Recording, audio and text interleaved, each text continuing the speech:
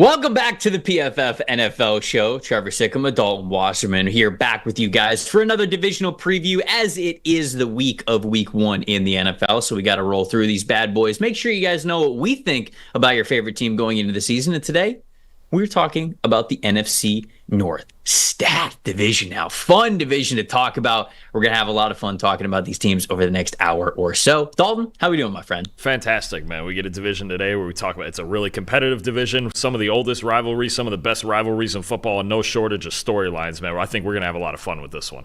Dude, I do as well. For the NFC North, it's not, is this going to be a competitive division? It's simply how many playoff teams can you get into the postseason from this division? Do they have enough in the tank to potentially get 3?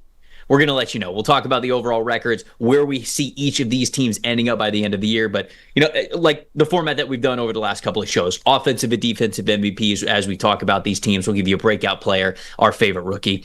So it's going to be a lot of fun. Before we dig into it, though, because this is a fun division, so I want to get as much time as possible with it. As a busy parent, you want to give your kids a head start with their financial future. We know that. But investing can often be confusing, time-consuming, a lot of stuff. Fabric by Gerber Life makes it easy for you to set up an investment account for your child that grows with them and helps them prepare for their financial future. It's designed by parents for parents to make things easy to plan for, to manage your entire family's financial path. With a UGMA account by Fabric, you can start investing in your child's future today. UGMA stands for Uniform Gifts to Minors Act. While your kids cannot invest while they're minors, a UGMA account allows you to invest on their behalf and gives their investments more time to grow. There's no contribution limits, multiple tax advantages here. SIPC insured up to $500,000, no commission fees, just a low, flat monthly maintenance fee. Fabric is partnered with Gerber Life, which is a name trusted by millions of families like yours for over 50 years. You can join the thousands of parents who trust Fabric to help protect their family. You start investing in your child's future today at meetfabric.com/PFFNFL. That is meetfabric.com/PFFNFL, MEET, fabric.com/NFL. Portfolios are managed by Fort Washington Investment Advisors Incorporated. Additional services provided by Apex Clearing Corporation. All investing is subject to risk. Monthly minimum contributions are required. You can learn more at meetfabric.com. Dalton, the way that we've been setting this up in the previous shows is before we do the deep dives into each team, let's talk treetops. Let's talk about the records, what we think that this division is going to shape out to be when it comes to the division winners, how good we think they're going to play this season, and then ultimately how many playoff teams we got from this division. I'm excited to hear about this. How many playoff teams do you have, and who do you got winning? Let's go. What do you got? I have 2 of them. I have the Lions at 13-4, repeating as NFC North champions, and the Green Bay Packers at 11-6 in second place and making the playoffs. The Bears at just 8-9. I still think there's a little bit to go. They're a really young team, right? When you talk about Caleb Williams at quarterback, new offensive coordinator Shane Waldron, Rome Odunze on the outside. I think there's still some things to figure out in Chicago. I need to see it to believe it before I start putting them in the postseason. And the Vikings, honestly, I'll admit that 4-13 record is more about just what kind of shook out as far as how I was putting the schedule together and kind of making some of the numbers crunch. So I fully acknowledge they could probably still win 6 or 7 games, but the idea for me is that the Vikings are the last place team in the division. For me, I could certainly see them. The 4-13 on paper was just they kind of got sacrificed to the schedule gods there for me. I could see them winning a couple more games than that, but I do see them as the 4th place team in this division. You mentioned it on the last show. Both of the northern divisions, the AFC North and the NFC North, are absolutely stacked this year. I have them as the best 2 divisions in football. And the way that I have it shaping up is I am with you. I have the Detroit Lions also winning this division. I got them at 13-4. I think they're going to have a hell of a year. This is one of the best rosters in the NFL. I got the Packers making the playoffs at 11-6 as well. And I got the Bears, baby.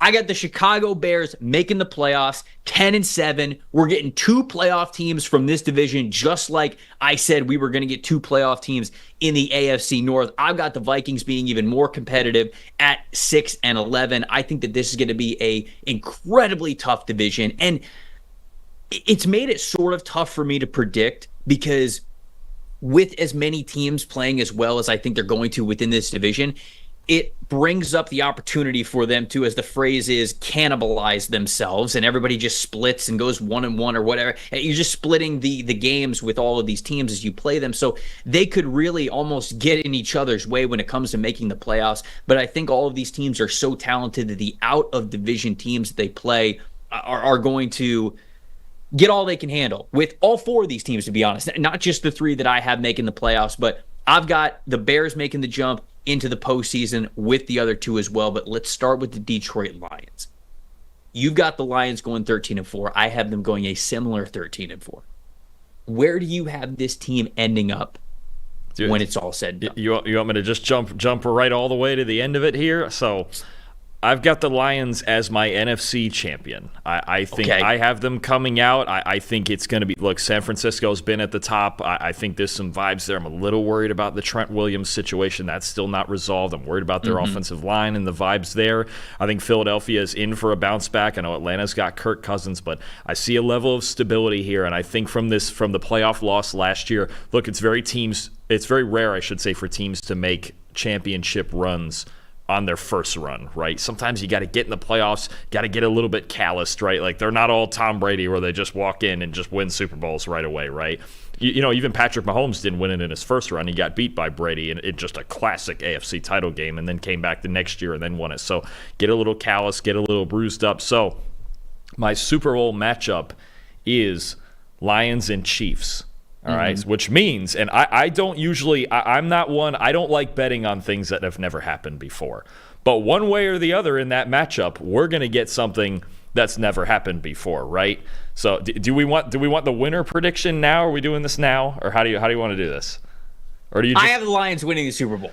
I also I took the same thing. I took the Lions. Oh. I have the Lions, which means now, since we both picked them, now they're probably not going to win it. But I took it. I was like, is it a three-peat, or do we get? And for me, I think, part of it too is just the symmetry of, like, this is where it all started week 1 last year, where they beat the Chiefs in week 1 in Kansas City on Thursday night, right? And I think obviously Chris Jones was out in that game, and some fluky things happened, to the Chiefs for sure. But Lions still went in there and won that game. And I think the stability, coaching staff, Ben Johnson staying for another year is massive, because he easily could have taken a head coaching job. Quarterback, Jared Goff, like him or not, especially behind this offensive line, that's at least a top 12 quarterback. And one of the best quarterbacks in the league in a clean pocket. You have all-star playmakers, Jahmyr Gibbs and David Montgomery and Amon-Ra St. Brown and Sam Laporta. Their defense is getting better, and I like the way they attack the secondary this offseason, right? Especially overhauling the cornerback room, free agency, trades, draft, all that stuff we're going to get into. It feels like if they were going to do it, this is the moment, right? You got off a tough loss last year in San Francisco. If they had a good secondary last year, not even like the best secondary in football, they were 30th in coverage grade last year. If they had a good secondary last year, they would have finished off that San Francisco game. They would have been in the Super Bowl, and then you just see where it goes in a game like that. And they already beat the Chiefs once, right? So I'm going with the Lions. I'm taking the Lions all the way. And my offensive MVP for all those big-name guys I just mentioned, Trevor, last year, when you look at the offensive tackle grading leaderboards, for the first time since 2019, Trent Williams wasn't at the top. It was Lions right tackle Penei Sewell, who's been talked up as this offensive line prodigy. He's going to be the best tackle in the league, coming out of Oregon and all this talent. And they switch him to the right side, which was a whole controversy at that time, but it doesn't matter. 92.8 overall grade, 95.1 run blocking grade, led all offensive linemen last year, not just tackles. And he's this good. They're the best offensive line in football, especially now that Jason Kelsey's retired in Philadelphia. You've got stars. Taylor Decker, Frank Ragnow is arguably the best center in football. Penei Sewell might be the best offensive lineman in football. This offensive line with Goff and these weapons in the run game, that's what makes them go. And they made a point when Dan Campbell got there. Look, we're building this offensive line. This front five is going to be the best unit in football this year. They are heading into the season, obviously, as long as they're healthy. But Sewell's a monster. This is now a monster. And if you're grading higher than Trent Williams, I have to take it, because Trent Williams, on the offensive line, Trent Williams is the PFF god, and Sewell might be the new one. We have a metric at PFF, wins above replacement, wins above average, however you want to say it. Penei Sewell last year had a 0.68 wins above average metric that was the number one of all offensive tackles. And as you were talking there, I just went back all the way to 2010. And it's the highest mark that we've had in that metric since 2010. That's how valuable Penei Sewell was for this team last year, to just put it in perspective, and how much better he was than any sort of like average offensive tackle in the NFL. So he's an absolute monster. And that was even, higher than the Trent Williams year. What was it, 2 years ago, where he graded out at like a 97.5 or something absolutely crazy. Sewell's wins above replacement metric was even higher, and his score was even higher last year than it was for that Trent Williams year. My offensive MVP, I got to go with Jared Goff. It has to be Jared Goff. I mean, him and Ben Johnson were one of the best quarterback offensive coordinator combinations that we have in this league. I don't know if I want to say best. Andy Reid, Patrick Mahomes, they're not too bad themselves, but it's one of the best, and they give themselves a chance to win every single week, no matter what the defensive matchup is. And Goff has played brilliantly in Ben Johnson's offense. Now, of course, there are the areas where Goff, I think, needs to get better, and I would love for him to get better this upcoming season. I think the continuity and chemistry that he has with Ben Johnson can allow him to do so, but Goff, 84.3 passing grade last year. That was sixth best in the NFL. But I will say this, 13 of Goff's 17 turnover-worthy plays last year came when he was under pressure. That is the criticism of Jared Goff. He is excellent when he is within structure, and him and Ben Johnson have a great chemistry when things are going really well. And when you said they have the best offensive line in football, you're in structure quite a bit. And so obviously you see a lot of really great results. But when he is out of structure, when he is pressured, I need his floor to be higher this year. That is what will get them to the Super Bowl, and that is what will allow them to win the Super Bowl. If that floor for Goff when he is pressured is higher this year than what it was last year, because we already know that the ceiling itself is good enough to beat a lot of really good defenses and a lot of really good teams this year. So Goff, great year last year. I think he could have an even better season this year. It's just got to be better, particularly under pressure, and I think he's the MVP that can get this team to the Super Bowl. What about defensive MVP for the Detroit Lions? The secondary is going to be a big X factor for them as far as where they perform, but the one guy for me that's a constant for them, Aiden Hutchinson's one of the elite pass rushers in the league. You talk about a guy, 101 pressures in the regular season last year, second in the NFL, I believe, behind Micah Parsons. 91.4 pass rush grade, was fifth best in the NFL.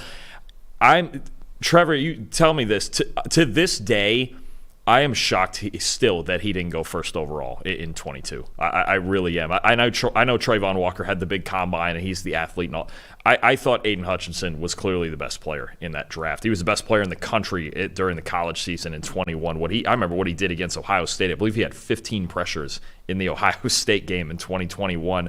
Maybe it might have been the best game I've ever seen an edge defender play. Which is key, because not only is it a big game, but it's a rivalry game, and it's like you want to see your prospects play their best in the biggest game. So that's huge. In the biggest moments, he was the best player on the field. You can be the best player on the field against Rutgers, against Minnesota, against whoever else. You're the best player on the field clearly in that game. That shows you something. And he was the best player all that year. I thought he could have been in the Heisman race with how good he was that year. And then it's just continued with the Lions. He's one of the best pass rushers in football. He's one of the best playmakers in football. I think I was grading a Lions game last year. We had an interception on a screen, and he read a screen and picked it off. I'm like, this guy's special. He's not just good. He's special. I think he's one of the special pass rushers that we talk about when we talk about Parsons and Garrett and Watt and all these guys. So much so, actually, Trevor, that he is my pick to win Defensive Player of the Year. I think Aiden Hutchinson, the ceiling on this guy and how much he works and the pass rush arsenal, he's got a spin move that's just absolutely unfair. I'm taking Aiden Hutchinson for Defensive Player of the Year. I think this defensive line, and he's got DJ Reader in there on the inside now, I think they're going to take another leap forward, and I think Hutchinson's going to establish himself now as, like, if you don't think of him in the class with those elite guys, with Garrett and Parsons and Crosby and all those guys, you're going to by the end of this year. He's one of the best players in football. I absolutely love it. It's given Hutchinson his flowers, and I think that he absolutely deserves it, because it was a good pass rush class that he was coming out in. And you're right. I think he got drafted lower than he should have, and obviously he's outplaying that draft status, no doubt about it. But so defensive MVP, I think Hutchinson's going to be a stud. I think DJ Reader's going to be a stud for this team, a great addition to the defensive line. But you mentioned the coverage group for the Detroit Lions. If it was just average, they're probably making the Super Bowl last year. 55.2 coverage grade as a team last season. that means that I think that their defensive secondary additions this past year have to sort of be the MVP, because I think a lot of the rest of it is there. And specifically, I say at the cornerback position. They've got the safeties that played really well last year. Brian Branch, I know he's kind of sort of that like hybrid slot defender, but Ifeatu Melifonwu, Kirby Joseph, right? I think those guys are great on the back end as well, and you kind of get to roam Brian Branch around. I think Brian Branch is going to have a great year. But specifically, the defensive MVPs for this team, in my opinion, Carlton Davis and Amik Robertson. These are two guys that they traded for one, they signed one. They've got to be some of the best players on that defense, in my opinion, because the coverage group from the secondary, the corners specifically, just has to be much better. Carlton Davis, sort of seen as this like shutdown corner, especially when Tampa Bay was winning the Super Bowl, going on the Super Bowl run, but his career high single season coverage grade is 73.8, which isn't terrible. That's good. Obviously, if he could replicate that in Detroit, I think that's probably good enough for this team. But it's not like Davis has been this elite top tier shutdown corner, even when he was playing at his highs in Todd Bowles' defense. So I think we need to sort of temper expectations a little bit with Davis, especially because the last 2 years he's been hurt. He's been in and out of the lineup. He hasn't been as good. That's why Tampa was willing to move on from him, despite the fact that they are competing for division still currently. I like Amik Robertson as well, but those two guys are the defensive MVPs for me. Those are the most valuable players, because if they hit, the rest of it's there, in my opinion. And if they don't, we're going to have the same exact questions. And unfortunately, I feel like we might be saying that, man, if only the corners were better once again this year if Detroit does not make it to the Super Bowl. So I hope those guys play really well, because I think the rest of it is there for them. What about a breakout player for this team? You know, I think coverage being the theme, and I'm gonna go to linebacker for this one. And Jack Campbell, last year's first round pick. A lot of people question this pick. Like, are we still in an era where we can take linebackers in the first round, 18th overall, right? And Campbell, look, he was well adjusted in run defense last year.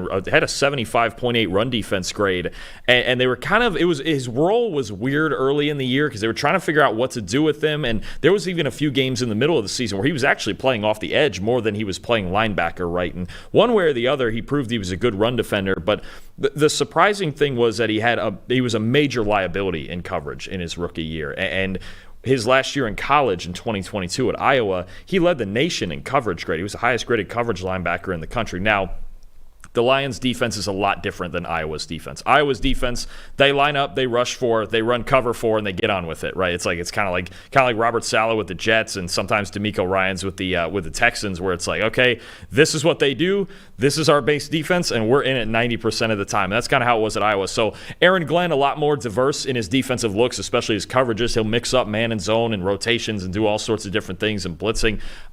Campbell, really, the one part that I saw for him in coverage especially was play action. Biting up on play action for sure is a big point of emphasis. Now, that is something where, you know, reading your keys and finding things mental fixes, you know, obviously those are things you can work on. You can watch tape, you fix them in the offseason, fix them in practice. I think he's got every bit the athleticism to be able to cover. I don't think that's gone away. I think it's just there's a lot of the mental side of the game in coverage that he's got to work on in the middle of the field. And just, again, it's a more diverse defense than he played at Iowa. I could see a big jump from Campbell, especially if we fix, kind of like Devin Lloyd for Jacksonville, where it was like, okay, really struggled in coverage his rookie year and just had to find his way through the NFL game and all the schemes and everything teams throw at him. Because, look, more so than ever, offensive coordinators are so good at isolating one guy, especially in coverage, right? Whether it's RPOs, whether it's play action, whether it's all sorts of things. Are like, we're going at this guy. And last year, that guy was Campbell for stretches of games. So if he keeps the run D performance,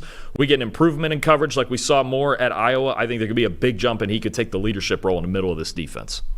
My breakout candidate, and maybe you could think he was already a breakout candidate last year, but I think there's even more in the tank for Jahmyr Gibbs this year. I think sort of the obvious one that neither of us brought up is Jameson Williams. Like, I think that Jameson Williams could certainly have a monster year coming up, but he's such a common breakout candidate that you guys have heard so much. We kind of wanted to give a little bit of a different angle here, and I wanted to go with Jahmyr Gibbs because Jahmyr, he had, I think it was just under 1,400, right around 1,400 all-purpose yards last year. I think that number genuinely could be closer to 2,000 this year. What Jahmyr Gibbs can be for this team, I think, as just a dynamic weapon that they can use all around the field. And David Montgomery is still going to get his. I know they trust David Montgomery a lot. He had over 1,000 yards last year. He had over 200 carries, but I know this coaching staff looks at Gibbs, and it's not like they're going to give him all the carries now, but they look at him and go, we are better when the ball is in his hands. So I think especially as a receiver, they're going to get him that work out of the backfield a lot more, knowing that ROI they could get, which is simple passes to him. Because that's the thing, too, is that a dynamic offense, it doesn't have to be high ADOT all the time. It does not have to be this long average depth of target. You're pushing it way deep down the field. Sometimes it can be as simple as, hey, little well-designed play where the defense doesn't see it coming, a little dump-off pass straight to Jahmyr Gibbs, and he's got all of this speed in space that he can work with. And I think that drafting more of those, we're going to see an even more efficient and explosive Jahmyr Gibbs this upcoming year. Like I said, I think the all-purpose yards, we're going to get a lot closer to 2,000 this year for Jahmyr Gibbs, at least if they feed him the rock the way that he could return them for. So what about a best rookie on this team? What do you got? I think a couple more things on Gibbs real quick before I get to that. One, I was surprised when I looked all season last year when I was watching him. One of the best runners, people think of him as a speed and space player. One of the best rushing grades between the tackles last year of any player in the NFL. So that's encouraging. And I think the only thing that keeps maybe him from those big elite numbers, like those crazy numbers, is Dan Campbell coming up under the Sean Payton coaching tree. And this dynamic here reminds me so much of when the Saints had Mark Ingram and Alvin Kamara both in New Orleans, where it was just like these two guys, they get even work, they get very different work, and there are times for me I would have them both on the field at the same time. I think that's such a dangerous package. If you had St. Brown, Williams, Laporta, and then the two backs on the field, I think that's as good a five as they can have out there. So I think Gibbs is a great call, and I think it's to play the Kamara role in that kind of dynamic duo there. I think it's a perfect call out. As far as the best rookie goes, for me, I'm really going to name two guys because I love their first two draft picks and what it solves for them and the talent of these guys. Terrion Arnold first and Ennis Rakestraw. Arnold I'll get into, 88.4 overall grade last season. That was the sixth best in the Power 5 among all corners. Led the Power 5 in run defense grade. This is a dog, man. Terrion Arnold, you watch him and you're just like, man, I just love the way he plays and love how aggressive he plays. There's sometimes where it's like, it's just he might be the most aggressive player on the field, and he's maybe 200 pounds playing corner, right? 5 interceptions, 13 pass breakups last year. Ball hawk, super aggressive tackler. I just love everything he brings. I'm curious, too. I know they got a Meek Robertson, but I'm curious if Arnold gets some work in the slot as well, because he looked very comfortable there at Alabama. But what I like the most, and I'm going to bring up Rakestraw here, too, and then you have Davis and you have Robertson, is they brought in a diverse set of players too, right? Aaron Glenn, there was a time when Aaron Glenn just wanted to run a boatload of man coverage, but I think he's diversified that over the last year and a half or so, and that's come with a jump in their defensive production. And you have Arnold, who's like a super aggressive. He can play in man, he can tackle, Carlton Davis has been in a man system for a long time with Todd Bowles. Meek Robertson with a heavy zone system in Vegas, and then Ennis Rakestraw too, one of the best zone corners in the country at Missouri. They played a lot of 3 and 4 at Missouri. Yes. Big corner, aggressive corner, same thing, excellent tackler, but he's really good in kind of off coverage. So I think a dynamic very much like in Kansas City, how they have say Jalen Watson and Josh Williams for kind of different situations, right? Like to me, I watch Jalen Watson, he's great in cover 2. I watch Josh Williams, he can play man-to-man. I watch Trent McDuffie, he go inside. And I think he's starting to build that dynamic with the depth of this team. Maybe they don't have a Sauce Gardner, a Derek Stingley, but I think the number of different players you have in this second. Then you have Brian Branch, who can just do anything, literally. Yep. And then you have Melifonwu, too, who can do just about anything. Blitzer, drop deep half, wherever you want. I think the amount of diversity in this secondary is as valuable as the amount of talent. And I think Aaron Glenn's going to have a lot of fun with it, especially with both Terrion Arnold and Ennis Rakestraw in that mix. They're just as important to me as the two veteran guys that they picked up. I think that you summed it up perfectly. Obviously, I touched on the Lions coverage and how much they need people to step up on the outside and the inside as well. You mentioned the slot. I think that Branch kind of has that slot rolled down, but having a rotation, I think that makes a ton of sense for them as well, especially a team that's trying to get a deep playoff run and a Super Bowl run. But I just echo everything that you said. Terrion Arnold is also my team's best rookie, but Ennis Rakestraw Jr., I am with you. I loved the fact that this team went back-to-back cornerbacks. Despite getting a Meek Robertson, despite trading for Carlton Davis, right, they still attacked their weakness as much as they possibly could to make sure that it's better. I think that not only does it work for them here in the short term, I now think they have the long term of their cornerback set up with both of those guys too. So I think that's a great call out. Let's move on to the Green Bay Packers, the team that both of us have going 11-6. Both of us have this team making the playoffs.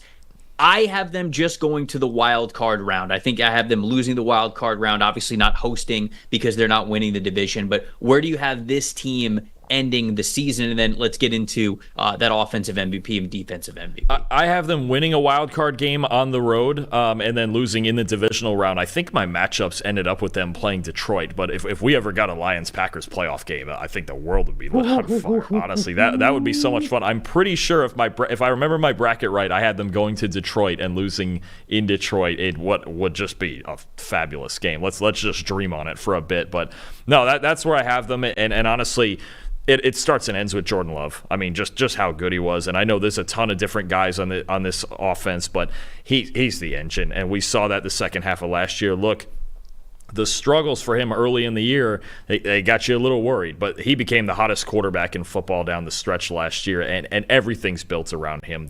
All the weapons, getting Josh Jacobs in there to support him, trying to build this offensive line with Jordan Morgan and guys like that on the inside. It's all centered around Jordan Love. They gave him the huge contract, and as far as they go, he will be the reason for it, right? And I think one thing I found interesting is you look at his average depth of target in those first 8 games, and then you look at it from week 9 onward. Last year, weeks 1 through 8, second highest average depth of target in the league. Okay, and I thought you could see it in his tape when you go, sometimes, man, he's just taking shots, taking home run swings he doesn't need to be taking. Just run the offense, man. And I think when that started to click, I remember, was it Monday Night Football against the Raiders? I think it was, when there was some balls he was just chucking up, and it was like, I don't know, man. Like these decisions are just not right.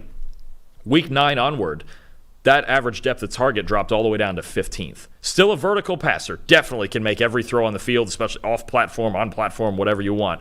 But is the patience, and I think you saw it no more than in that Dallas game in the playoffs, right? In Dallas, the craziest part about that game to me, and even though the score, everybody, oh my God, they went in and whooped Dallas.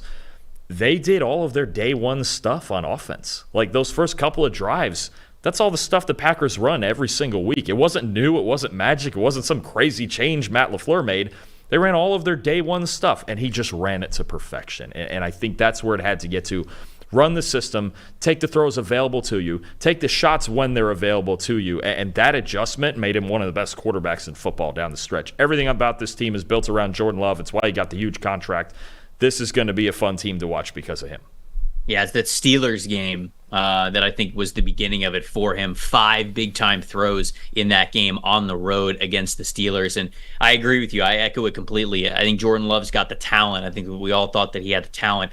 Could he work the offense? Can he be efficient? And I think in the first half of the season, he was really figuring it out as a first-time, full-time starter. I love that you mentioned the average depth of target there for him. Going down as a good thing, right? A lot of people think about average depth of target going down as a bad thing. Not always the case, because when you are making the right decisions, sometimes that is more of what is the defense giving you. And I think the defenses knew that he was going to want to push the ball and be aggressive in the first half of the season. I think that you saw him sort of force some things, because from week 9 on, 90.9 passing grade was one of the highest in the NFL. And so he just felt like he was so much more in command of this offense. You mentioned it. You see the big-time throw to turnover-worthy play rate. That was a lot higher than I think that what people believed that it was going to be, in a good way. I should say the gap between those things.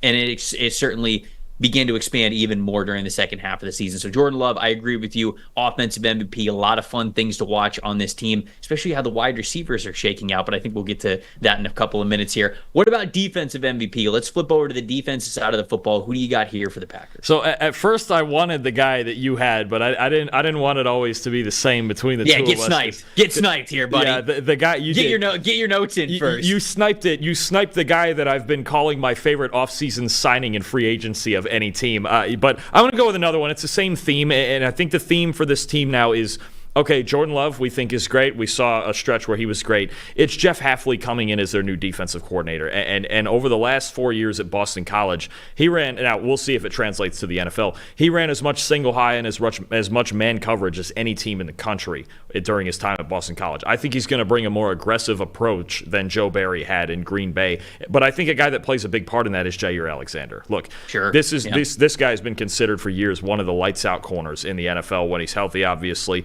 Last year, the 14th best man coverage grade in the league. If you're going to run an aggressive system like this, they have worked all offseason to fix the safety position. They drafted 3 safeties. They brought in the guy that you're about to talk about as a free agent, as a core piece. They didn't do a whole lot at corner, and I think that's because they believe in some of the guys they have, and especially they believe in Jair Alexander. He's one of the best corners in football. He has been for a long time, and I think he's going to have a lot of fun. If they're really going to go to this heavy man coverage, aggressive, blitzing kind of system that Hafley ran at Boston College, we'll see how much of that he brings with him to Green Bay. I'm sure it'll be a good amount. It's going to be a more aggressive defense down there, but Alexander's the key to it all. If they can't cover man-to-man on the outside, at least some of, as much as Hafley wants to, then he's going to have to change things up. It's going to be a lot different. Alexander can be the guy to make this go. He's still a shutdown corner. He's still one of the best corners in the league. No, I agree with you completely there. Every team in the NFL has to play man coverage at some point, even the ones that like to run zone more, like to predominantly be known more as a zone defense, whether it's, I think that you could, cover 3 quarters, like whatever, like cover different forms of cover 6, like you have to be able, even the teams that love to run that the most, you do have to be able to match up man-to-man at some point in time. You can't only run zone. You also can't only run man. But in order to play that man coverage, you have to have corners who can match up athletically with the wide receivers, basically anywhere they're going to line up, because the NFL is so diverse now. I said football in general, going to college as well. You got these number 1 wide receivers sometimes lining up in the slot. You've got to at least have a corner that can play up against a team's number 1 in man coverage. And then the second piece of that, some people would argue the most important piece is you have to have the safety to be able to do it, to play cover 1 specifically, which Jeff Hafley is going to play a lot more cover 1 this upcoming year. I'm glad that you pointed that out, because that was a big talking point that I had with Xavier McKinney, who is my defensive MVP for this team. They bring him in over from the New York Giants. McKinney played 319 snaps in cover 1 in Wink Martindale's defense last year for the New York Giants, and he earned an 85.4 overall grade, which was the 7th highest among safeties in the league. And there's a reason why I went with overall grade here, not just coverage grade. Because when you are playing cover 1, you still have to be responsible for a lot of different things. And that includes where the ball is, coming downhill, helping in run defense. What you are as a safety in cover 1 is extremely stressful and paramount on what happens for the rest of the defense. So you have to have a specific safety who can play that very crucial cover 1 responsibility, single high responsibility very well. And Xavier McKinney was able to do that last year. It's why I agree with you. It was a great free agent signing from them, and I think it's going to be perfect. What about a breakout player here for this team? So we're joining the party here, Trevor, because any outlet you look at right now, anybody picking a breakout player for the Packers is picking one of the 9 weapons that we think is gonna. Who do you think is gonna be the best weapon? It's like this game. Right. It's this game of roulette is really what it is. Which one is the best one? Who's and Matt LaFleur, what did he say? The wide receiver 1 conversation makes him sick. He's over it. He doesn't care for it. He's the one guy who doesn't care. He's like, I don't care who's the wide receiver 1 on your fantasy team. I don't care. I don't rank them. They're all really good. But we're going to join the party. I'm going to do it. I think it's Jaden Reed. I think Jaden Reed in the slot, I think he really emerged in the second half of last year. Second on the team in yards last year and yards per route run, scoring touchdowns. I think he's a matchup problem. I really do in the slot. And I know they've got some vertical weapons outside. If Christian Watson's healthy, if guys like Romeo Doubs we've seen make contested catches, he can get vertical. I think Jaden Reed, though, in the slot, I think really became a weapon that adds just the versatility of this offense, and he's just so good. He's so reliable. He works in space well. He's got that savvy as a route runner on the inside. I think he's one of the better slot receivers in football. So among the weapons roulette, because we have so many guys to pick from, including 2 pretty solid tight ends as well, I'm putting my hat in the Jaden Reed bucket. I'm going there. No, I understand. He was somebody that I certainly thought about for this discussion, and you're right. Matt LaFleur does not give a damn about your fantasy team when it comes to these wide receivers, because you look at, I've explained this on the show before, but for anybody who might be listening for the first time, we have a statistic in our PFF data called threat, which is essentially wide receiver usage. How often are you getting targeted per route that you run? So how emphasized are you in the offense when you're out there running routes? The best wide receivers in the NFL, like the true wide receiver ones that are big time emphasis players, they're right around 30%. But, anything above 20 is, you're obviously a mainstay in the offense. They're trying to get you the football. Christian Watson, 19.3%. Dontavian Wicks, 20.8%. Jaden Reed, 24.1%. So he had the highest. Romeo Dobbs, 18.9%. So they're all right there. They're all like right there in that little chunk. You mentioned Jaden Reed getting the most looks there, but I'm going to go with Dontavian Wicks as my guy who I think is going to be the breakout player. And I think that it goes towards what Jordan Love is going to be building upon from last year to this year. You mentioned the average depth of target went down a little bit last year because he was becoming more efficient. I think that gets a little bit of a tick up this year because he's going to build off of the efficiency he had last year, but then also remain and maybe get even more fearless, more comfortable, more confident this year. And I think that Wicks is the guy that he's going to connect with quite a bit. Wicks was second on the team last year in explosive plays behind Jaden Reed, despite seeing 37 less targets than him. Reed was first, and he only had one less explosive play. So if they start to push the ball a little bit further this season than they did in the second half of last year, I think Wicks is going to be the guy that they look for quite often. So I think that he is going to be in for a major breakout season because I think this Packers offense has the chance to really be humming all season long. But what about best rookie? Who you guys best rookie here? Some really good candidates here because it looks like Jordan Morgan's going to start. They drafted 1 million safeties in the draft in the late rounds, but give me Edgerrin Cooper, the linebacker. I think this was a really good move, and I don't know if he's going to start early on, but I think he's going to play. He's certainly going to be in on special teams. I think he's going to play at some point very, very soon. You've got 2 linebackers in front of him in Quay Walker and Isaiah McDuffie, who I believe one graded a 57 last year and one a 58. And the theme with this Packers defense is going to be coverage over the middle of the field, and they spent their offseason trying to fix that. You got McKinney drafting safeties, drafting linebackers, and that's really where they struggled last year. They didn't struggle too much on the outside. It's over the middle, and Edgerrin Cooper was the highest graded linebacker in college football last season. Got a little bit of everything to him. Run D's, got really good instincts, really good blitzer. It might sound like a weird skill, but to me, he was the best quarterback. He was the best spy in the country. I think it was a really big asset when they were playing. You watch A&M last year, and this guy's really athletic. You watch them play teams like Alabama with Jalen Milroe, LSU with Jaden Daniels, some other mobile quarterbacks that were in the SEC that they played. Jordan Travis with Florida State that that was LSU. I'm getting it mixed. A&M, though, playing their athletic quarterbacks as opponents. Cooper was the spy. He's really athletic. I think that's going to be a big asset for them. And if he can just get a little bit better in coverage, and he was good last year in coverage, we'll see. Maybe that's the X factor here, where maybe he's a blitzer that comes in early as that third linebacker, and he's figuring it out in coverage as we go. But I think there's a lot of different ways they could use Edgerrin Cooper, and he's going to play very, very soon. Yeah, I think that his coverage grade, and this, I don't think this is a grade fault in any way, shape, or form, was a little bit skewed. And I was kind of telling people this throughout the draft process because, like, a high coverage grade was, okay, he was in a coverage rep, but clear, like, he was just triggering downhill. Like, it was running backs in the flat. It was going up to get running quarterbacks or pressuring quarterbacks if they left the pocket. Stuff with like shallow routes with tight ends or wide receivers. Like mesh routes that were kind of coming over the middle, only a couple of yards past the line of scrimmage, and he was able to cut those guys off. So a lot of his high coverage plays were still more downhill plays. But I think he has the athleticism to have a big coverage range, so we'll see how much he could do that this year. I'm looking forward to see Javon Bullard, just one of my favorite players in this past year's class. He was super versatile with how he lined up in Georgia. Early on in his time, it was more as a slot receiver, a slot corner. This past year, he was more of that true strong safety, split safety type of a player, and we're already seeing Green Bay get really versatile with him.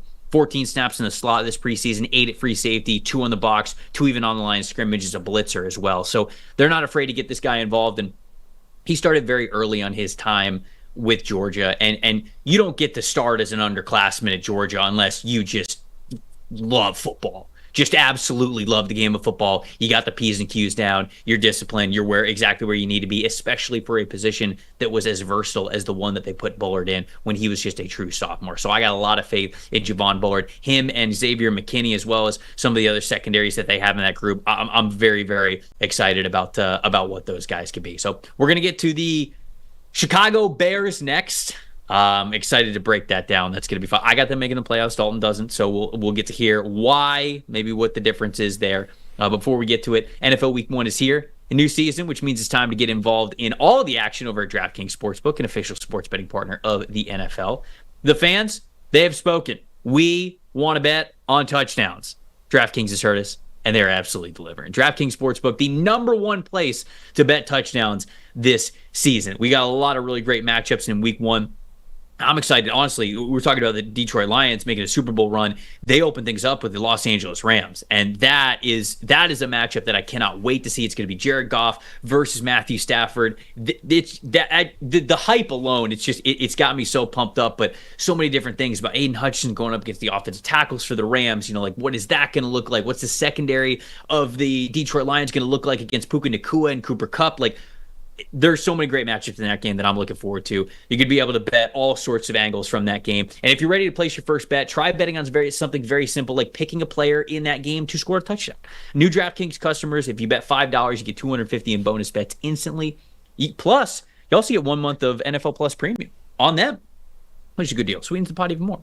Download the DraftKings Sportsbook app now. Use the promo code PFF. That is code PFF. New customers get $250 in bonus bets when you bet just $5, and you get that 1 month of NFL Plus Premium on them. Offer ends September 19th, only on DraftKings. The crown is yours this season. Gambling problem? Call 1-800-GAMBLER. In New York, call 877-8-HOPE-NY or text HOPE-NY. In Connecticut, help is available for problems with gambling. Call 888-789-7777 or visit ccpg.org. Please play responsibly on behalf of Boot Hill Casino and Resort in Kansas. 21 plus age and eligibility restrictions vary by jurisdiction. Void in New Hampshire, Oregon, and Ontario. Bonus bets expire 168 hours after issuance. For additional terms and responsible gambling resources, visit dkng.co/FTBALL. NFL Plus Premium offer is available only to new and former NFL Plus subscribers. Additional NFL Plus Premium terms at NFL.com/terms. Chicago Bears, the talk of the offseason, getting Caleb Williams, getting Rome Odunze, getting some steals a little bit later in the draft. Big trade for Montez Sweat last year. It's all coming together, baby. They got Hard Knocks everywhere. They're getting the hype up there. And Dalton's just here to absolutely bring you crashing back down to earth and to remind you once again that you are going to be on the outside looking in, missing the playoffs. No, I'm obviously kidding here. You got them at a record of 8-9. It's a really tough division. But what was your thought process here? Is the schedule just a little tougher? Is it a tough division? Are you a little wary on Caleb Williams' first year in the NFL? Where are you with this team? And then let's get into some offensive MVP talk as well. Well, I'll tell you, I just moved here to Cincinnati from Chicago like 2 weeks ago, and I'm sure the people back there won't let me back in now. So, yeah, I've got them going 8-9 and missing the playoffs. And the biggest thing for me, on top of first-year quarterback and first-year offensive coordinator and all the new fun pieces, is I still do have concerns about this team in the trenches, man. And you've got to protect Caleb Williams. Look, their offensive and defensive lines were a problem last year. Still, even after the Montez Sweat trade got a little bit better, but look, at the end of the day, they were 28th in overall grade on their offensive line, and they were dead last in overall grade on their defensive line. And in this division, when you're playing the Lions, when you're playing the Packers,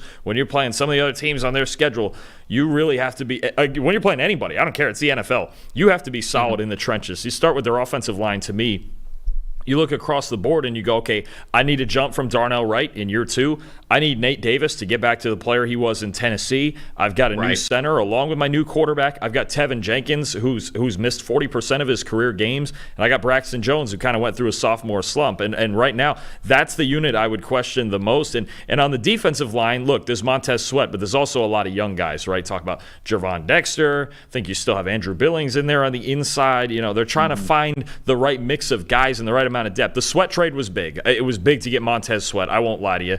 And they're really good. Their back seven's really good. Edwards and Edmonds at linebacker, Jalen Johnson, bring in Kevin Byard. You have Jaquan Brisker. They've got playmakers, but on both sides of the ball, you have all the weapons on offense too. But I have real concerns about the trenches. I do, and I don't care if it's Caleb Williams and all his improv and everything like that. You're talking about bad pass protection and a rookie quarterback. It doesn't work. The same thing we talked about with Washington and Jaden Daniels, where it's like this offensive line is the X factor. It is. It really is. But my offensive MVP, for as many weapons as they have now, you brought in Rome Odunze, you brought in Keenan Allen, all the running backs you have, and Gerald Everett, another tight end. You still have Cole Kmet. It's DJ Moore. He's still their best player, and in hard times, in crunch time, they're still going to look at DJ Moore to make tough catches. Look, 89.5 receiving grade, 9th best in the NFL, 12th in yards per route run, top 15 in missed tackles forced and in contested catch rate. He does everything now. He went out there last year with a subpar quarterback situation with Justin Fields and Tyson Bagent playing 4 games out there, and he still had a career year. It's just unbelievable how they got this guy in the trade that got them the Caleb Williams draft pick too. I mean, to have that as a part of it, to get a guy like DJ Moore, who if he even played at the level he was at in Carolina, that was a good trade. And then he leveled up last year. I know they have all these other guys. This is their best offensive player. This is the guy that on third down, on 3rd and 8, Caleb Williams is going to DJ Moore. And I know he's got Odunze. I know he's got Keenan. I know he's got the backs. DJ Moore is their best player. He was their best player last year. I think even in a loaded group of weapons now, that's going to continue.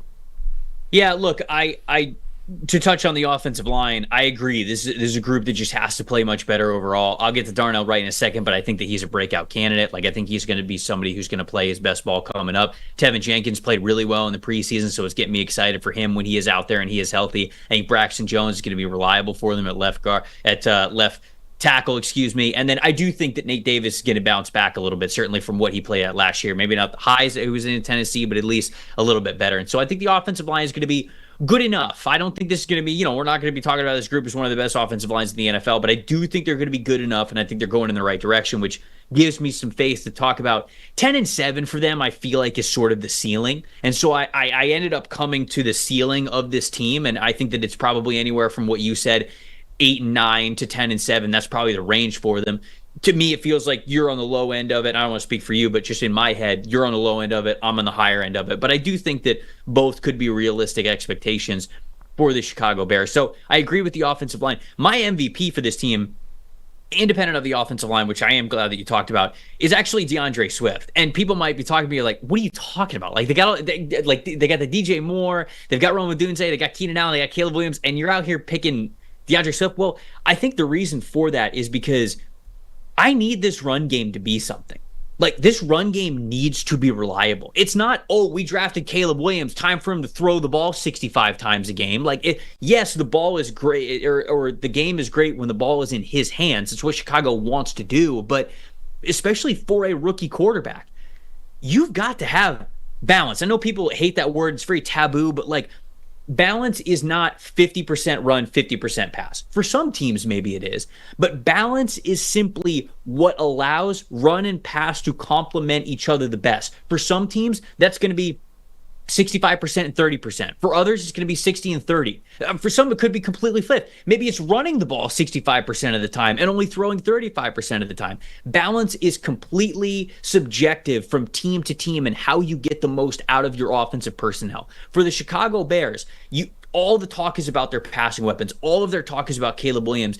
They need to run the football still. It's not going to be 100-0. You're going to have to hand the ball off quite a bit this season, especially to control tempo, to keep your defense off the field a little bit, to control the game, to calm down Caleb Williams maybe a little bit, just to get in that rhythm. And that's why DeAndre Swift or Khalil Herbert, Roschon Johnson, whatever. It's the total run game of the Chicago Bears that I think is actually the X factor for how far this team goes. Because if they cannot run the football, they're going to be passing the ball too much. Caleb's going to get in trouble just because he's a rookie quarterback. And it's going to put more pressure on the offensive line to pass block more in the game. They have to run the football. If they're going to get back to the playoffs, we all talk about the stars and the big names.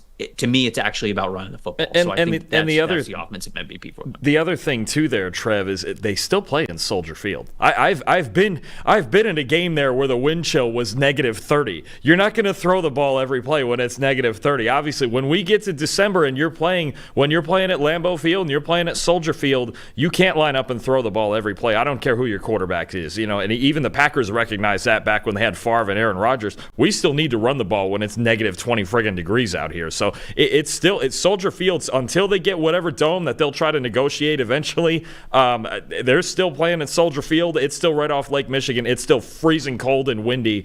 Man, you just can't go out there and throw the ball 80% of the time in those types of games. Defensive MVP, who you got for this team? I've got a weird one because we got some big names, right? We got Montez Sweat, we've got Edmonds, we've got TJ Edwards, we got Jalen Johnson, was one of the best corners in football last year. But give me a guy they brought in this year, and that's Kevin Byard, man, a really experienced safety. Had a weird year last year, traded midseason to Philadelphia, still had a solid year. I think what he brings to what's a talented secondary, but a young secondary, I think can glue the whole thing together. And what I like about Byard when I was watching him, and this was another one of my favorite free agent signings, was every coordinator and every defensive coordinator, they kind of have their signature thing, right? Some guys, it's blitzing, like with Rex Ryan or somebody like that. They're blitzing heavy, or Todd Bowles is a heavy blitzer. Some guys are about stunts and rushing 4, and I think about Robert Saleh and guys like that. Some guys like Dan Quinn, they run the Seattle 3. Well, with Matt Eberflus, it's about rotating coverages. It's about showing you single and then going to 2 high, or showing you 2 and then dropping to cover 3.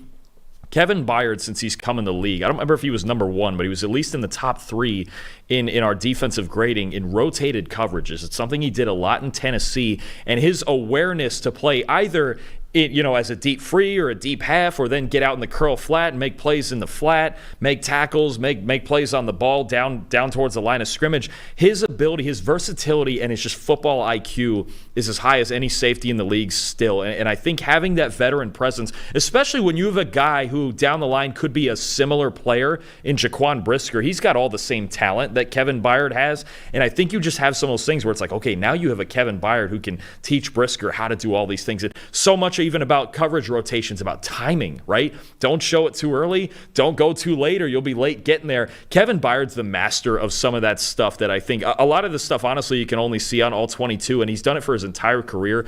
I think to get him, and I know they had to get rid of Eddie Jackson, and Eddie Jackson, it was a great player and had a lot of injuries in recent years, but to get Kevin Byard in here now to replace Jackson and kind of mold all of that stuff and Eberflus's coverage together and the many roles he can play, I think it's a valuable piece in the middle of a lot of young players in their secondary.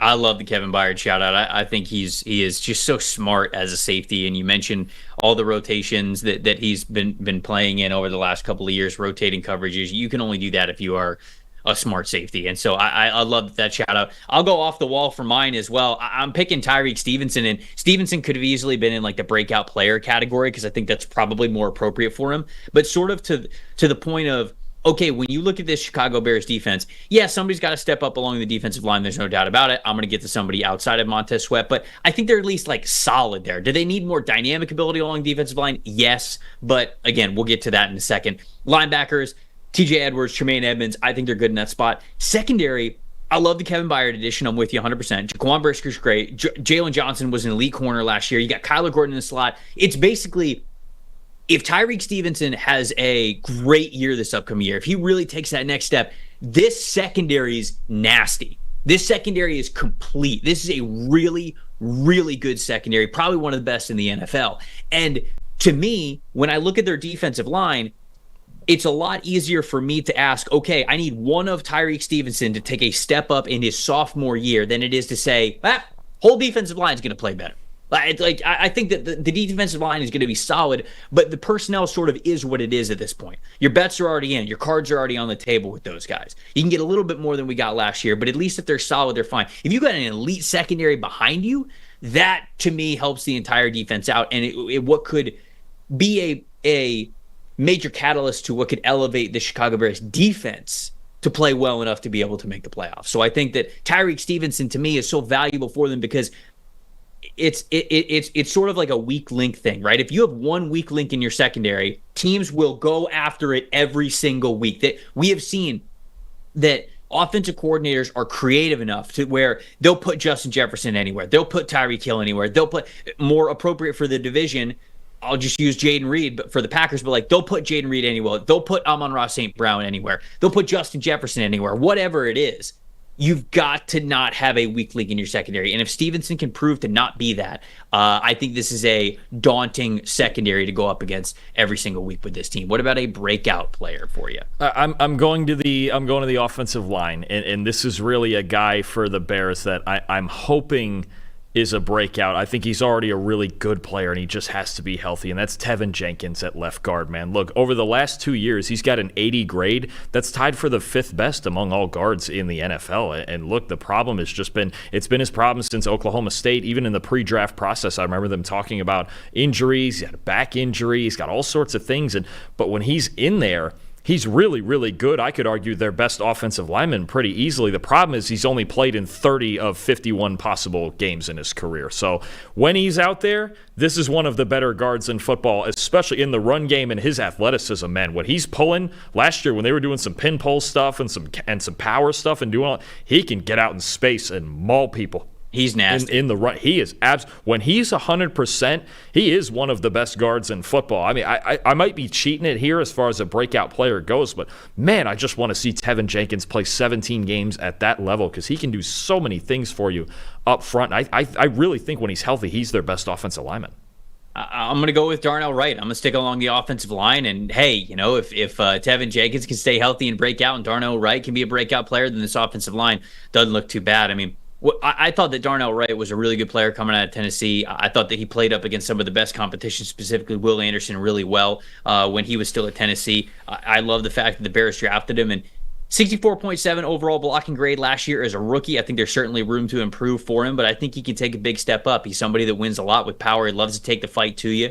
He's not really afraid to back down from anything. And I think, again, when you got Tevin Jenkins in the lineup, you got Darnell Wright in the lineup, that's a lot of nastiness along that offensive line, and I think that that's a really good identity to be able to have on this team. So let's go with Darnell Wright to take another step forward, and I hope that both of us are right in that regard because that just means Chicago's offense is going to be humming if that becomes the case. Team's best rookie, who you got? This was tough. This is really tough, Trevor, because I really wanted to pick Torrey Taylor, the punter out of Iowa. I wanted to do it. I wanted to do it, but I think you're a coward for. I think you're a coward for not. To be honest, I'm worried about the mileage. There's a lot of mileage on his leg already, man. That's true. People don't talk about it enough. Mileage with punters. FBS record for punting yards last season in a single season. He's a record setter, man. He was Iowa's best offensive player last year. Honestly, I just barely by a smidge. That part actually might not be that much sarcasm. It isn't. By just a smidge. Punter, they traded up for him too, which amazed me. I know. Just by a smidge, I'm going to go with Caleb Williams. You kind of have to, right? Yeah. I mean, you have to. Okay, you're number one overall quarterback. Okay, I'll take you over the punter. But no, I mean, really, honestly, it has to be him, right? It's hard to even pick. Like Rome Odunze is obviously a great candidate, but it's if Odunze's great, that's probably because Caleb's great. So I think the one thing I'm looking for, and we've mentioned the offensive line a lot in this segment, is Caleb Williams last year at USC. So the year before, pressure grade and stuff like a performance under pressure could be noisy. I think he was the best quarterback in the country under pressure in 2022. It's part of the reason he won a Heisman. Last year, what you had was he had the best passing grade in the country in a clean pocket, but tied for 109th in pressured passing grade last year, and under pressure led the nation with 16 turnover-worthy plays. This is why I so have this offensive line under the microscope, because last year Caleb Williams does have that kind of that Superman complex, right? When things get hard, he's got a tendency to try to carry it, right? We saw it in the Notre Dame game last year. We've seen it against Utah. We saw it at USC at times where it's like he is just going to try to put everything on his back. And I think what you really want to do is just a little bit get him to play within structure, get him to get rid of the football. I know he can do the big magical things. We saw it in the preseason, the throw rolling to his left to Odunze. I'll tell you what, the one thing you can see in the preseason, I think very much Josh Allen, we talk about this, Aaron Rodgers was the master of it in Green Bay. Caleb Williams rolling to his right is that's a weapon. That in and of itself is an absolute problem for defenses. If he rolls to his right, and I've liked that Shane Waldron's put in a lot of the bootleg game to cut the field in half and get Williams' feet on the move and do all that stuff. But what I really need to see from Caleb, first I need to see the pass protection be better than it's been in past years. And then I need to see Caleb just not have that Superman complex, right? And a couple of plays in the preseason that I like, I believe there was a play against Buffalo where nothing was open, break it down. Okay, go run for the first down. Go run for 12 yards. That's fine. You have enough athleticism to do those things. Keep the chains moving. Okay, if he keeps the turnovers down and he's protected and he shows what he showed in a clean pocket at USC, well, then you're talking about, that's where the Bears make the playoffs. I need to see all of that stuff come together. But this team, the entire success around this team, it's centered around Caleb Williams. It has to. Yeah. No, I knew that you were going to use Caleb, so I did not pick Caleb here. I was going to let you kind of. I love your pick though, man. This is a fun one. Austin Booker, he's got to show up. And you know what? I'll be honest with you. I'll take you through the journey of being a draft analyst and what Austin Booker was last year.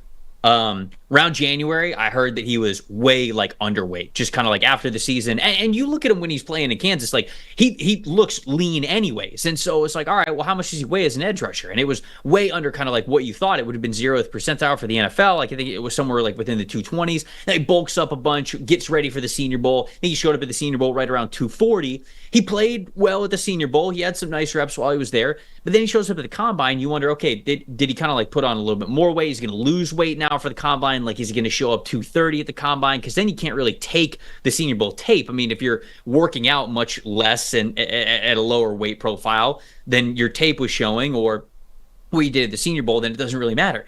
No, but he stayed around the same weight at the Combine, and he had a much more disappointing athletic performance at the Combine than we thought. So now I had to sit here and go, okay, if you aren't the athlete that we thought you were at Kansas at 240 pounds, then you're way undersized for an edge rusher. And I think that really spooked the NFL because Austin Booker's got some really good tape when you go back to Kansas. And it was just his first year starting. He was a redshirt sophomore. So there were a lot of encouraging things about his tape on Kansas. And then I think throughout the draft process, I think all the teams just did not know what to think about him.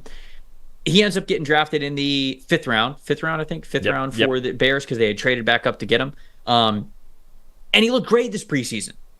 He had a 79.7 overall grade on 93 snaps this past preseason, 19% pass rush win percentage this preseason, which would have been the best on the team last year. I know it's a short sample size compared to a long 17-game season, but that's what we needed, baby. That's what this defensive line needs. I talked a couple of minutes ago about raising the ceiling of this defensive line. Austin Booker is a candidate to be able to do it. He looks much more comfortable at a larger weight right now when I watched him in the preseason than certainly when he gained that weight initially. And it was probably he gained weight a little bit too fast just to put the number on the scale, and he wasn't ready for it athletically. Now it kind of feels like he's ready for it athletically. He's probably playing at a much more healthy, much more comfortable 240. So excited to see what he can do on that Bears defensive line. I think there's going to be a lot of opportunities opposite Montez Sweat for him to stand out. Last team we're talking about here in the NFC North is the Minnesota Vikings. I have them going 6-11, missing the playoffs. You have them going 4-13, missing the playoffs. Man, what's the big drawback here for them going 4-13 for you? Is it simply just the division is that damn good and they don't exactly have a stud quarterback to compete against those other teams, or are there other areas that are worrying you here? Look, I'll fully acknowledge before Vikings fans start freaking out on me that I do think they're probably going to land somewhere more in your range around 6 or 7 wins. They just kind of fell prey to the schedule when I was putting this together, but I think there's some real drawbacks to this team right now, and I think it's a shame what J.J. McCarthy showed us in that first game. Man, he looked like a perfect fit for Kevin O'Connell's system, didn't he? I mean, he just looked so comfortable, and O'Connell's one of the best play callers in the league, and you had an offense, you still have an offense with weapons like Justin Jefferson and Jordan Addison, T.J. Hawkinson when he gets healthy, Aaron Jones, a pretty good offensive line. I mean, you had everything you could have to succeed, and maybe that same principle applies to Sam Darnold, but we need to see that from Sam Darnold. I think his career passing grade, I think I found a 61.5, somewhere around there, somewhere around a 60, which is backup caliber stuff, right? And maybe I'm just traumatized as the Jet fan of the group of like, okay, I've seen Sam Darnold and all of that. But again, maybe he went out and learned something with Kyle Shanahan, and in a similar offense to Shanahan in O'Connell's offense, Darnold can do. He's got arm talent. We know he's got arm talent. He's just got to stay out of the turnovers. That's really, even going back to his days at USC, it was always about the turnovers, right? And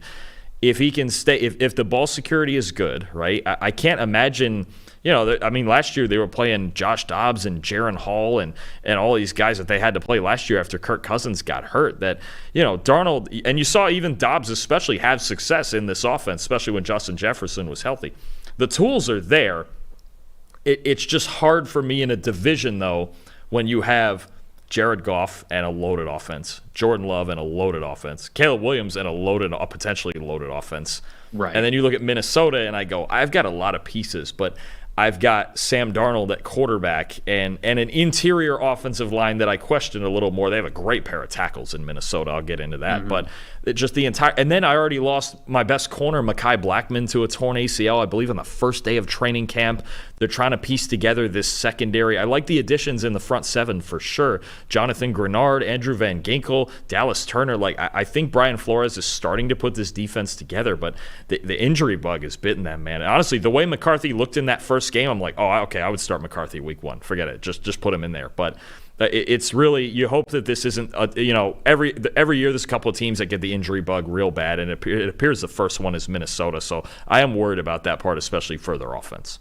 Did you mention your offensive MVP? Oh, we'll go back to the offensive line. I know there's an obvious one on the outside. I know one of us was bound to get to him. So I'm just going to change it up a little bit. Give me their left tackle, Christian Darrisaw. Man, again, love it. Something about my MVPs for these teams, I just love underappreciated tackles. And Darrisaw is one of the best ones in the league. Over the last 2 years, a 91.2 overall grade. The only two guys better are Trent Williams and Penei Sewell, and those are the two best tackles in football right now.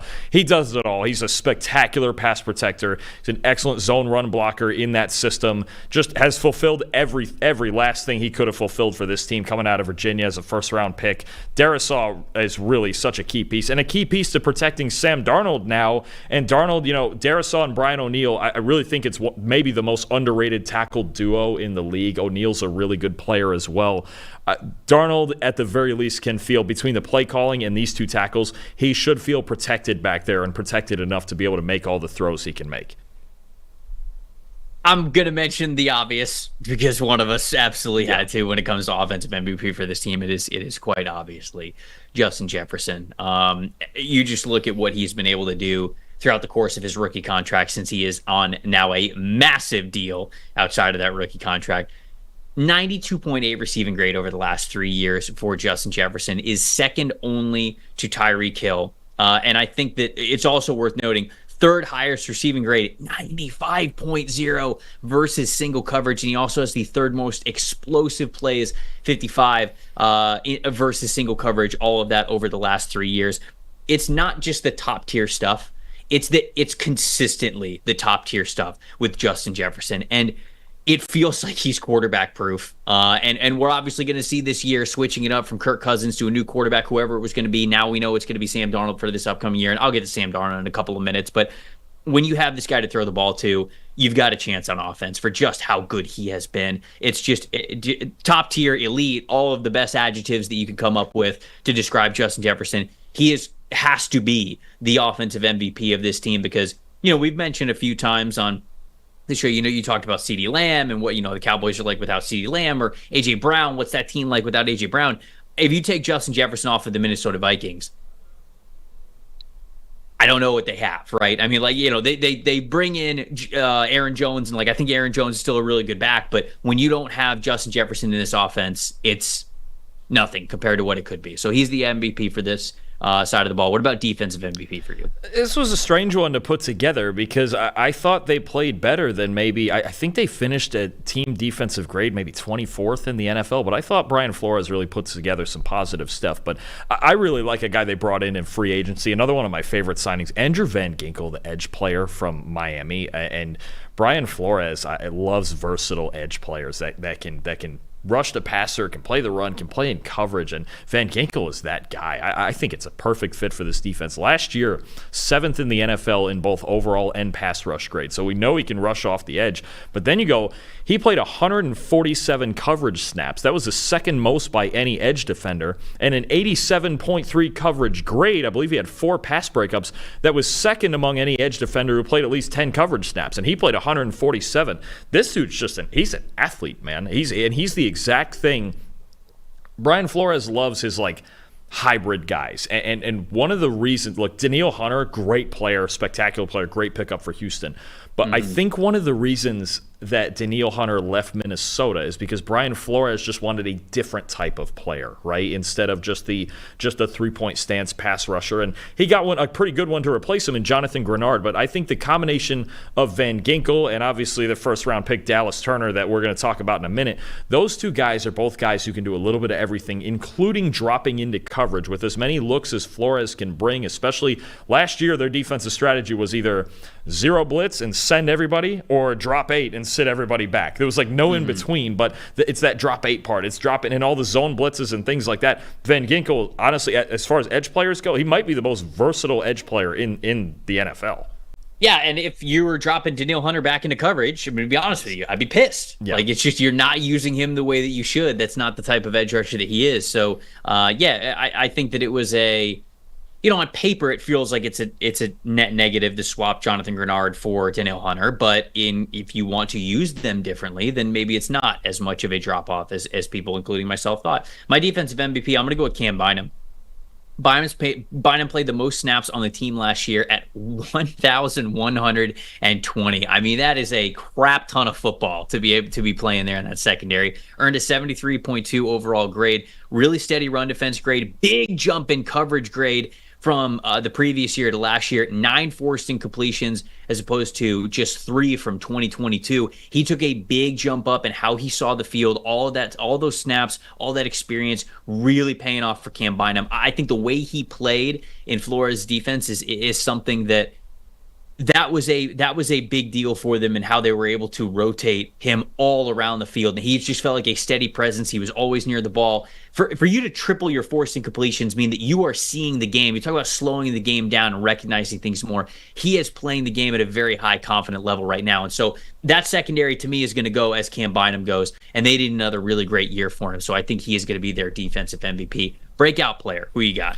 I got a guy I loved watching in college. I have no idea. Well, I do have an idea why he wasn't drafted. They said he was too short. At only 5'10", you just can't do it. And a guy who played really well starting for them as an undrafted rookie at linebacker, that's Ivan Pace Jr. He just, again, it's I think Brian Flores, a fit in this defense. He's a really good blitzer. He can cover. He's a good athlete. Look, yeah, he's small. I'll give you that. He's 5'10". He's maybe 235. The run, if you run right at him, maybe it's a little bit of a liability, but I think his instincts in the run game, I don't think people give him enough credit for that. They didn't give him enough credit for it at Cincinnati. He was one of the, I think he was, his last 2 years at Cincinnati, he was the highest graded linebacker in college football. Yeah, he had like an elite pass rush grade. Yeah, no, he did all 3 at Cincinnati. He was a really good run defender too at Cincinnati, and he comes in as an undrafted guy. He takes a starting linebacker spot immediately, and he has a really good season. 77.1 overall, was the 17th best among all linebackers, and had actually one of the best undrafted rookie seasons in the history of PFF. I only have 5 other defenders since 2006 who played at least 300 snaps and had a better overall grade than Ivan Pace Jr. These are guys like Michael Pierce, really solid player for the Ravens. Kawan Williams, been a good slot corner for a long time. Levi Wallace, Reed Blankenship for the Eagles, the safety for the Eagles. These are the types of guys, and these are all really good football players. And Pace is another one. Again, I have no idea why he wasn't drafted. He stepped in week 1 as a starter and immediately started producing and produced all year.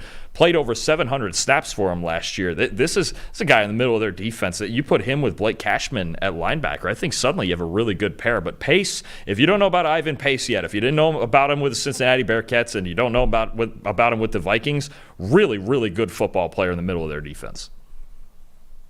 I'm going to take the obvious one because I've been talking about how good of a signing it was for them. Didn't think that he'd start the entire season, but here we are. I'm going to stick with it. I'm going to go with Sam Darnold as their breakout player. I was really excited about this signing because, one, I like the pairing with Kevin O'Connell. I like Kevin O'Connell and what we've seen from him.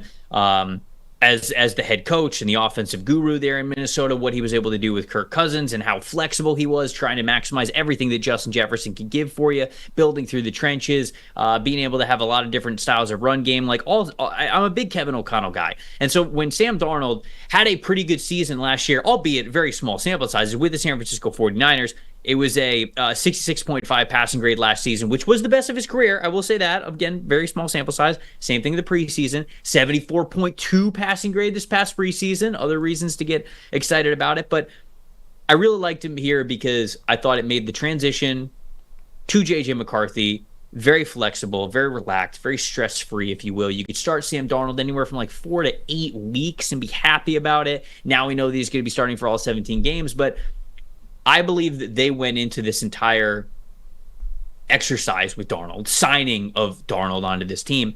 And I think Minnesota was honest with him. Now, I wasn't there in the room, but it feels like they were very honest with him and said, Sam, we're probably going to draft a quarterback in the draft. We're probably going to take one in the first round. We're loading up to be able to do that. We still want to probably start you for, again, 4 to 8 games to start the season, and we want to give you the best opportunity and the best tryout that you can have to then go sign a deal next offseason. Now the tryout's just extended, right? Now I think the tryout, they drafted J.J. McCarthy. J.J. McCarthy's the guy of the future. You mentioned that you would have started him if he was healthy. That could have very well been in the cards, but now it's an extended tryout for Darnold, and I think it's going to be the best year of his career. I really do. I'm not saying he's going to light the world on fire, but I think it's going to be the best that we have seen of Sam Darnold yet, and I'm excited to see him be a breakout player for this team. Last one, best rookie. Who you got?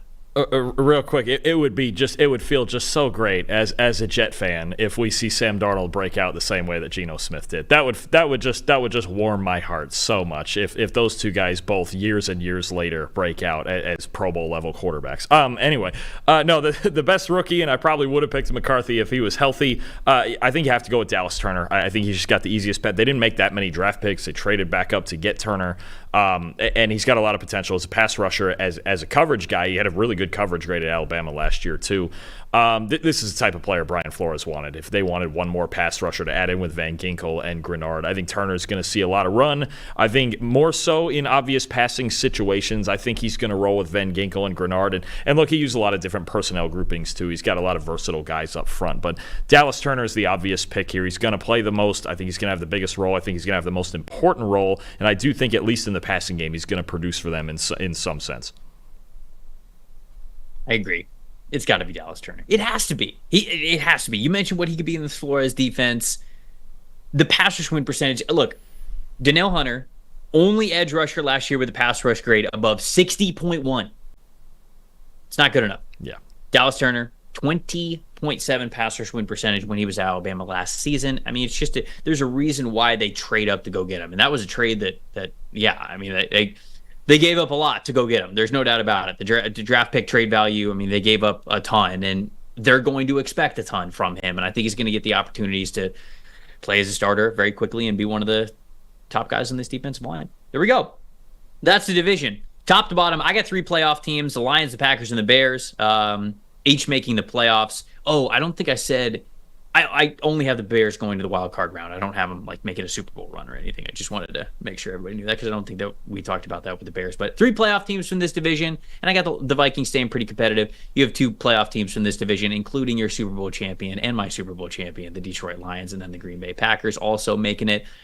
We are halfway through the NFC, which means we only have 2 more divisions to go here before kickoff of week 1. It's an exciting little countdown that we have. Next division on the docket, the NFC South. I'm Trevor Sikkema. That is Dalton Wasserman. Thank you guys so much for watching and listening to the PFF NFL show. We will see you for the next division tomorrow.